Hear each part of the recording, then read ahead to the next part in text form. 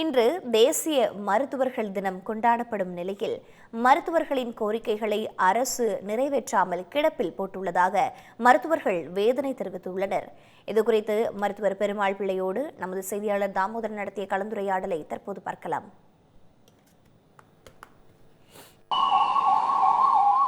தேசிய மருத்துவர்கள் தினம் இன்று கொண்டாடப்பட நிலையில் மருத்துவர்களுடைய கோரிக்கைகளுக்கு செவிசாய்க்கப்படுகிறதா என்ற போன்ற விவரங்களை வழங்குவதற்காக மருத்துவர் பெருமாள் பிள்ளை நம்மோடு இருக்கிறார். அவரோட பேசலாம். சார் வணக்கம். இப்போ இன்றைக்கு நம்ம மருத்துவர்களுடைய தினமாக கொண்டாடப்படுறோம். ஆனால் மருத்துவர்களுக்கு தேவையான கோரிக்கைகளும் அவங்க சார்பாக சொல்லப்படக்கூடிய கருத்துக்களும் இங்கே செவிசாய்க்கப்படுதா, நிறைவேற்றப்படுதா? நல்ல கேள்வி. மிகுந்த ஏமாற்றத்துடனும் வேதனையுடனும் பணியாற்றி வருகிறோம் என்பதுதான் உண்மை. அதாவது இன்று மருத்துவ கட்டமைப்பிலும் துறை செயல்பாடுகளிலும் தமிழகம் முன்மாதிரி மாநிலமாக திகழ்கிறது என்பது அனைவருக்கும் தெரியும். இருப்பினும் அதற்கான பங்களிப்பை தரும் அரசு மருத்துவர்களுக்கு நாட்டிலேயே குறைவான அவமானகரமான ஊதியத்தை தருவதுதான் வருத்தமளிக்கின்றது. இன்னும் சொல்லப்போனால் நாட்டிலேயே தமிழகத்தில் தான் ஊதிய கோரிக்கைக்காக மருத்துவர் ஒருவர் உயிரையே கொடுத்தார்.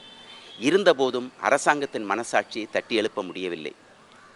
சுதந்திர இந்தியாவில் தொடர்ந்து ஊதியத்திற்காக போராடி வரும் ஒரே மாநிலமாக தமிழகம் மட்டுமே அரசு மருத்துவர்களை வைத்துள்ளது என்பதுதான் வருத்தமான உண்மை. அன்று 2019ஆம் ஆண்டு போராட்டத்தின் போது நேரில் வந்து அமர்ந்து ஆதரவு தெரிவித்தது மட்டுமின்றி திமுக ஆட்சி அமைந்ததும் அரசு மருத்துவர்கள் கோரிக்கை நிச்சயம் நிறைவேற்றப்படும் என உறுதியளித்தார் திரு முத்துவேல் கருணாநிதி ஸ்டாலின் அவர்கள். ஆனால் இன்று வரை தங்கள் கோரிக்கை நிறைவேறவில்லை என்ற வலியும் வருத்தமும் ஒவ்வொரு மருத்துவரிடத்தும் அதிகமாகவே உள்ளது. அதாவது உங்களுக்கு தெரியும், இஸ்ரேல் ஈரான் போர் நிறுத்தத்திற்காக 24 மணி நேரத்திற்குள் குரல் எழுப்பியவர் நம்முடைய முதலமைச்சர். ஆனால் தொடர்ந்து போராடி வரும் அரசு மருத்துவர்கள் மீது நம் முதல்வரின் பார்வை விழவில்லை என்பதுதான் எங்களுக்கு வேதனையாக இருக்கின்றது.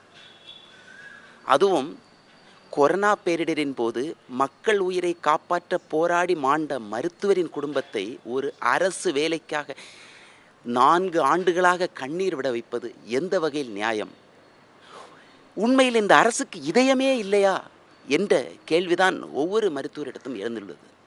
திமுக ஆட்சி அமைந்த பிறகு 4 டாக்டர்கள் தினம் முடிந்துவிட்டது. இது 5வது டாக்டர்கள் தினம்.